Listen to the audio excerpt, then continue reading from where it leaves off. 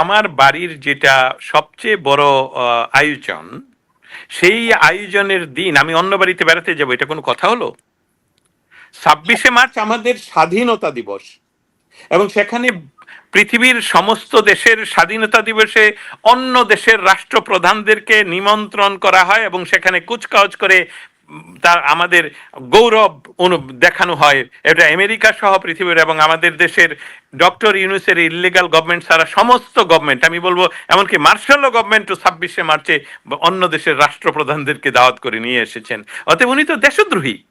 আমি আবার রিপিট করি, এটা অন রেকর্ড আমি ইয়ে করি যে উনি তো দেশদ্রোহী। 26শে মার্চে উনি যদি বাংলাদেশ ছেড়ে অন্য দেশে উনি রাষ্ট্রীয় ইয়েতে যান, তার মানে বা 26শে মার্চকে উনি অস্বীকার করছেন। এটা আমাদের সকলের প্রতি অসম্মান, আমাদের 71-এর প্রতি অসম্মান, আমাদের 30 লক্ষ শহীদের প্রতি অসম্মান, 2 লক্ষ মা বোনের প্রতি অসম্মান, আমাদের বঙ্গবন্ধুর প্রতি অসম্মান, আমার প্রতি অসম্মান, আপনার প্রতি অসম্মান। অতএব উনি যে রাষ্ট্রদ্রোহিতা করছেন আগামী 26 তারিখে, সেটা ওনাকে বন্ধ করতে হবে, না হলে এর বিচার বাংলাদেশে হবেই। আমি এটা সাংবাদিক হিসেবে বলছি না, আমি বাংলাদেশের বাঙালি হিসেবে বলছি, আমি একজন আমেরিকান হিসেবে বলছি যে বাংলাদেশের 26শে মার্চে বা আমেরিকান যে স্বাধীনতা দিবসে সেই দেশের সরকার অন্য দেশে ঘুরতে যাওয়া, এটা সম্পূর্ণ রাষ্ট্রবিরোধী কাজ।